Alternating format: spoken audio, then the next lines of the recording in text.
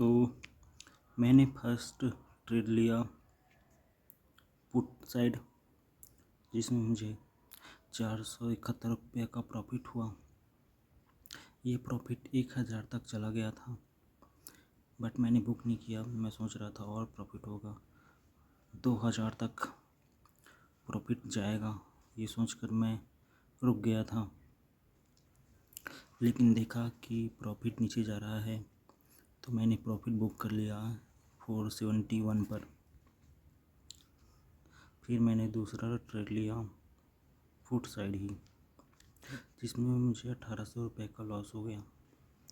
फिर तीसरा ट्रेड लिया, जिसमें मुझे 1190 का प्रॉफिट हुआ, जिसमें 600 रुपये का लॉस दिखा रहा था, बट मैंने बुक नहीं किया। क्यों नहीं किया, चलिए दिखाता हूँ। मैंने ये वाला ट्रेड, तीसरा वाला सेंसेक्स में किया हूँ, और मैं बताना चाहूँगा कि मैं आज अपने आप को रियल ट्रेड करने से रोक नहीं पाया। मैंने शुरुआत में ही रियल ट्रेड कर दिया। जो मेरा था प्लान कि 2 पेपर ट्रेड करूँगा, उसके बाद रियल ट्रेड करूँगा, उसको मैंने छोड़ दिया। शुरुआत से ही मैंने एक रियल ट्रेड कर दिया, जिसमें प्रॉफिट हुआ। फिर दूसरा रियल ट्रेड किया, जिसमें लॉस हुआ। तीसरा रियल ट्रेड में प्रॉफिट हुआ। चलिए तीसरा रियल ट्रेड के बारे में बात करते हैं। ये जो तीसरा रियल ट्रेड है, ये मैंने यहाँ पर इस लेवल पर, यहाँ पर मैंने बाय किया था कॉल बाय किया था कि मार्केट जो है वो नीचे साइड नहीं जाएगा, ऊपर की साइड जाएगा। लेकिन इसके बावजूद मार्केट नीचे गया। 600 रुपये का लॉस दिखा रहा था, लेकिन मैं लॉस बुक नहीं किया और यहाँ पर एग्ज़िट किया, तो मुझे प्रॉफिट हुआ 1190 का। तो मैं क्यों नहीं एग्ज़िट किया, चले दिखाता हूँ। क्योंकि मैंने ऑप्शन चेन में क्या देखा, मैंने ऑप्शन चेन में देखा कि ये है रेजिस्टेंस एरिया। यहाँ पर कॉल बहुत स्ट्रॉन्ग है, मार्केट यहाँ से नीचे आया, इस लेवल के आसपास आया मार्केट। इस लेवल के पास आने पर मार्केट में जो पुट साइड है,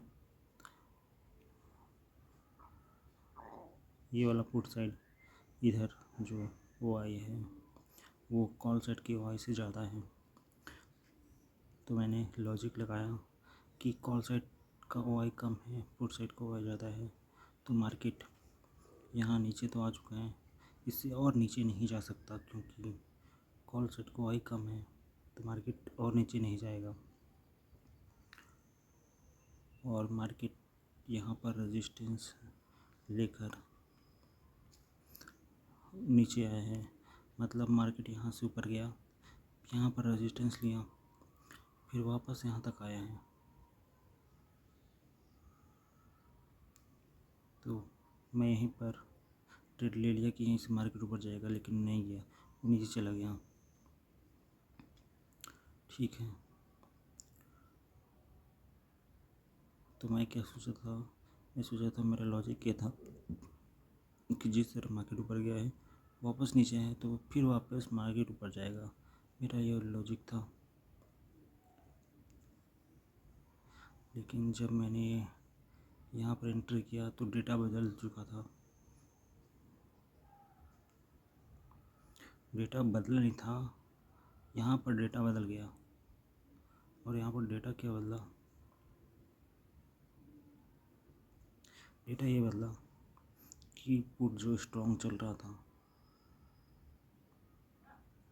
ऊपर से नीचे आने पर वो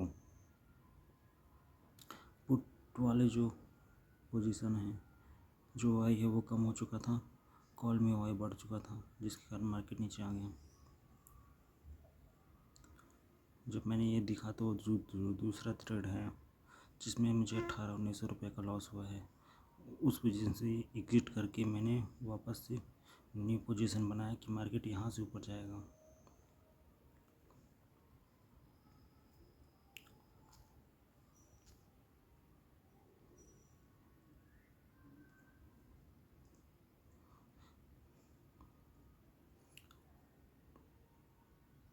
और इस वक्त मैंने देखा था बैंक निफ्टी का जो है चार्ट, उसमें मैंने क्या देखा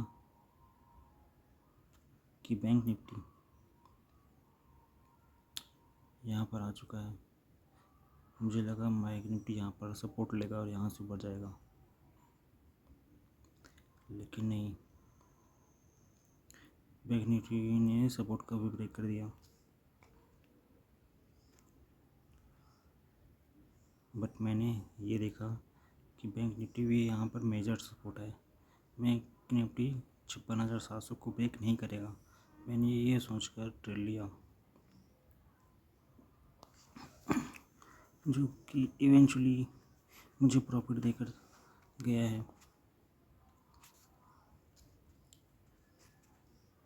अब बात करते हैं फर्स्ट ट्रेड मैंने कहाँ पर लिया था, जो कि मैंने लिया था निफ्टी 50 में, जिसमें मुझे 1,000 का रुपये का प्रॉफिट दिख रहा था और फिर वो लॉस में कन्वर्ट हो रहा था, तो मैंने इन्हें एग्ज़िट कर दिया 400 प्रॉफिट पर। यहाँ ये जो रेड कैंडल दिख रहा है, यहाँ पर मैंने एंट्री किया था इस लेवल पर। मैंने ये देखा कि ये फास्ट 5 मिनट का हाई, ये है उसका लो, मार्केट लो के पास आ रहा है, तो मुझे लगा मार्केट लो को तोड़ देगा और नीचे चल जाएगा, मार्केट नीचे गिर जाएगा, ये सोचकर मैंने ट्रेड लिया। मार्केट नीचे भी गया, जिसमें मुझे 1,000 का प्रॉफिट भी दिख रहा था 1200 का, लेकिन जैसे ही मैंने होल्ड किया तो मार्केट ऊपर आने ही लगा, तो मुझे लगा कि ये प्रॉफिट जो है वो गायब हो सकता है, क्योंकि मार्केट यहाँ पर फर्स्ट 5 मिनट का जो कैंडल है उस पर सपोर्ट लेता हुआ दिख रहा है, तो मैंने वहाँ से एग्जिट कर दिया।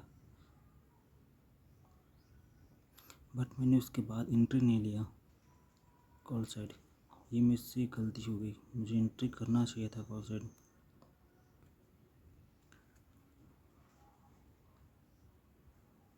फिर मैंने जो दूसरा ट्रेड है वो कहाँ पर लिया, वो भी पुट का ही था और वो मैंने सेंसेक्स में लिया। निफ्टी को मैंने छोड़ दिया क्योंकि उसका एक्सपायरी है, उसमें प्रीमियम मेल्ट हो जाएगा, इसलिए मैंने वहाँ पर एग्ज़िट कर दिया। और वो ट्रेड मैंने लिया था यहाँ पर इस वाले लेवल पर, जब मार्केट वापस से नीचे जाता हुआ दिखा तो मैंने पुट का पोजीशन बना लिया, लेकिन मार्केट नीचे में जाने के बजाय ऊपर जाने लगा। यहाँ पर गया मार्केट हाई के पास और मेरा 400 का प्रॉफिट पूरा लॉस भी कन्वर्ट हो गया। 1,000 का लॉस चल रहा था, पर मैं वहाँ पर भी एग्ज़िट नहीं किया, क्योंकि मुझे लगा कि मार्केट यहाँ से रेजिस्टेंस लेकर नीचे आएगा, जो कि इवेंचुअली आया भी है। लेकिन जब मार्केट यहाँ पर था तो मैंने एग्ज़िट कर लिया, एक बेटर एग्ज़िट मिल रहा था मुझे, तो मैंने एग्ज़िट कर लिया।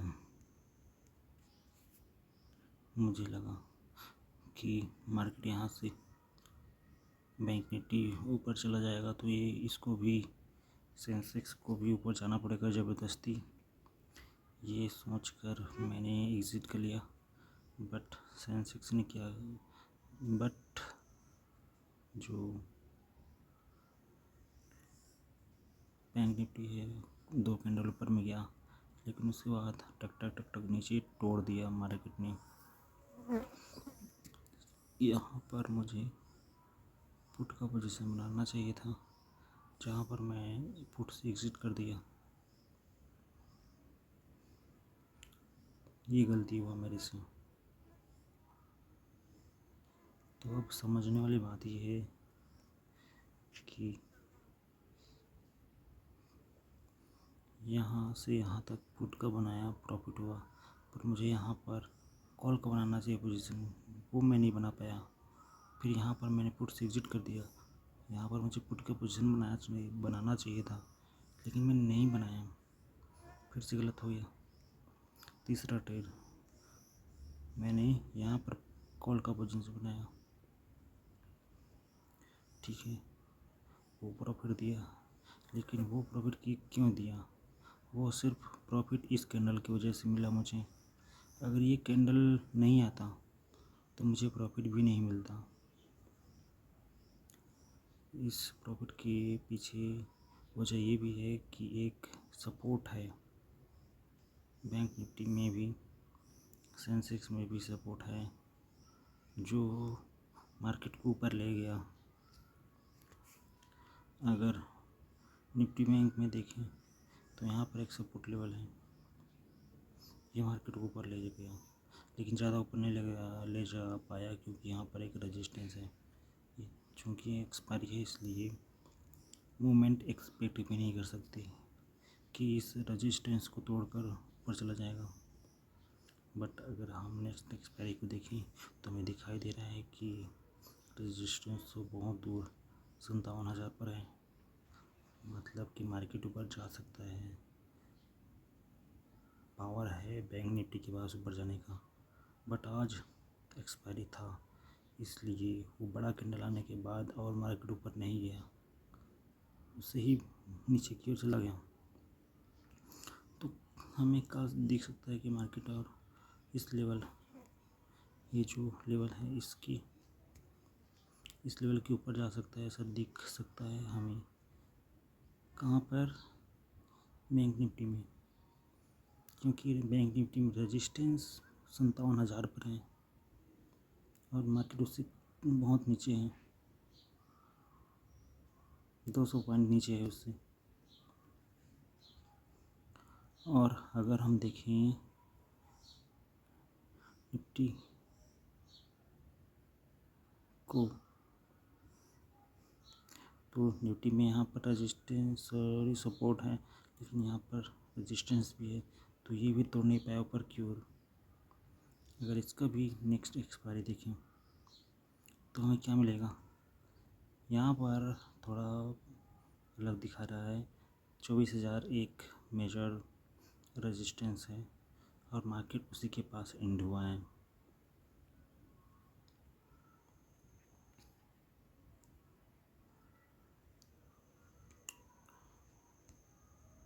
रेजिस्टेंस के पास ही एंड हुआ है, तो अगर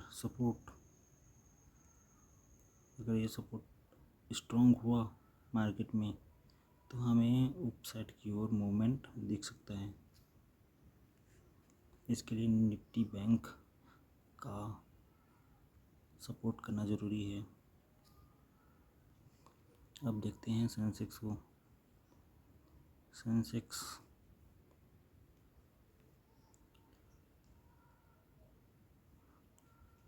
ये है 77,000 का लेवल, जहाँ से मार्केट रेजिस्टेंस लिया,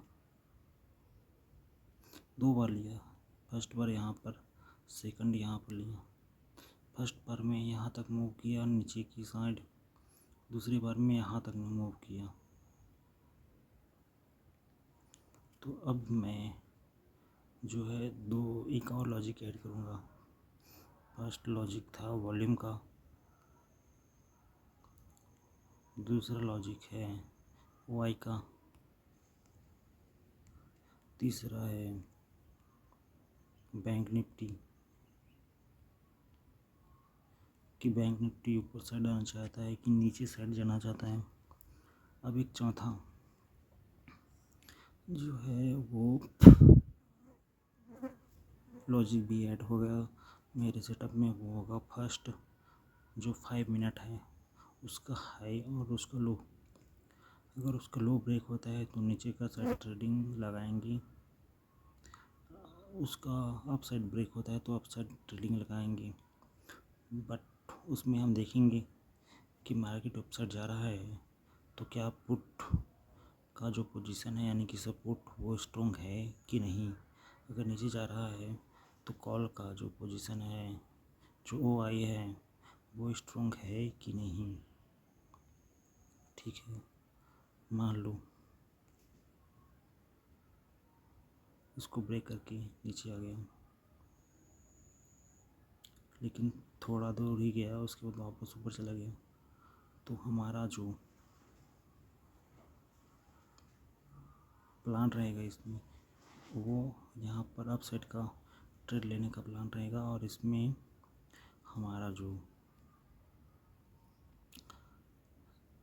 टारगेट रहेगा वो फर्स्ट 5 मिनट का जो हाई है वो हमारा टारगेट रहेगा। ठीक है, और जैसे ही टारगेट अचीव हो जाता है वहाँ पर हम कॉल का वाई, पुट का वाई, बैंक निफ्टी तीनों को देखेंगे और साथ ही वॉल्यूम को भी देखेंगे किस साइड जाता है वॉल्यूम। फिर वहाँ से हम प्लान करेंगे डाउन साइड का ट्रेड, क्योंकि रेजिस्टेंस पे आ गया मार्केट तो वहाँ से डाउन साइड जा सकता है। ये वाला ट्रेड प्लान करेंगे। अगर फिर से ऊपर जाता है फिर टच करता है तो वहाँ से फिर हम डाउन साइड का प्लान करेंगे। और जब मार्केट अपने सपोर्ट लेवल पर हो तो हम वहाँ से अपसाइड का प्लान करेंगे, कॉल का ना कि पुट का। बट इसमें एक ज़रूरी बात ये है कि इस तरह का सेटअप जो बना है वो साइडवेज मार्केट में बना है।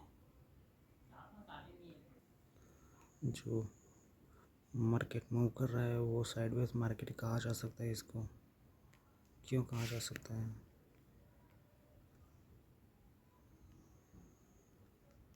क्योंकि हम अगर 15 मिनट के टाइम फ्रेम पर देखें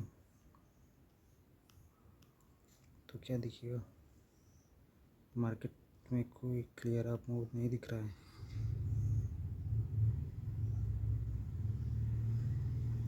जैसे यहाँ पर देखो, यहाँ पर डाउन साइड मूव है, यहाँ पर डाउन साइड मूव है लगातार।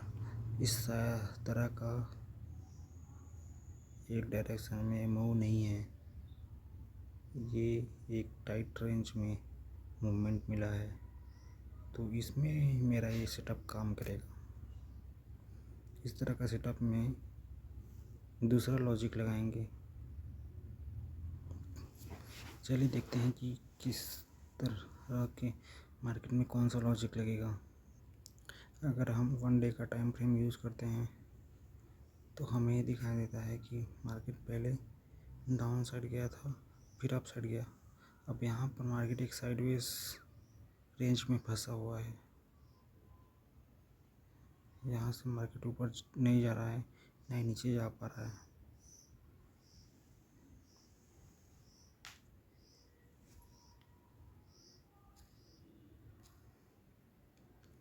अगर हम निफ्टी 50 को देखें तो निफ्टी 50 भी यही बोल रहा है, इसमें भी वही साइडवेज मूवमेंट ही है, कोई क्लियर अपसाइड का मूव नहीं दिख रहा है। जैसे यहाँ पर एक क्लियर डाउन साइड का मूव दिखा है, उस तरह का मूव अभी इस मार्केट में नहीं आ रहा है। तो जो मैं 3 लॉजिक लगाया था उसमें एक और लॉजिक जोड़ दिया हूँ। अब देखते हैं कि कितना अच्छे तरीके से मैं ट्रेड कर पाता हूँ। तो मैंने अपना पूरा लॉस रिकवर कर लिया, पर मेरा जो माइंडसेट था बिल्कुल भी लॉस रिकवर करने का नहीं था। ये 1000 गया तो मेरा माइंडसेट 1000 बुक करके भागने का नहीं था। मेरा माइंडसेट वेट करने का था कि 2000-3000 का प्रॉफिट मिले तब लेकर जाऊं। यहाँ पर 1800 का लॉस हो रहा था, तब मेरा जो डर का जो भाव है वो मन में नहीं था कि मेरा इतना सारा लॉस हो रहा है करके। मेरा मन में भाव ये था कि मैं सीख रहा हूँ कि कैसे मार्केट सपोर्ट लेकर ऊपर जा रहा है, फिर वहाँ पर रेजिस्टेंस ले लिया है, फिर नीचे आ रहा है। उसको समझने का ये जो मूव मिल रहा है कैसे मिल रहा है, इसको समझने का भाव था। फिर ये जो एक 1190 का प्रॉफिट हुआ है, यहाँ पर मैंने 1190 में एग्ज़िट करने का सोचा। क्यों मैंने और ठहरने का क्यों नहीं सोचा? क्योंकि मैंने इस ट्रेड से सबक लिया कि जो मूवमेंट मिल रहा है वो बड़ा मूवमेंट नहीं मिल पा रहा है, मूवमेंट छोटा ही मिल रहा है। तो छोटा मूवमेंट मिला तो छोटा मूवमेंट जो मिल रहा है वो 1-2 कैंडल में ही मिलता है, उससे और ज़्यादा कैंडल में मूवमेंट नहीं मिल पा रहा है। तो जो मिल रहा है प्रॉफिट उसको लेकर निकल जाओ, ये सोचकर मैं यहाँ से निकल गया। जो डिसीज़न मेरा सही साबित हुआ। चलिए कल का देखते हैं कि कल क्या होगा।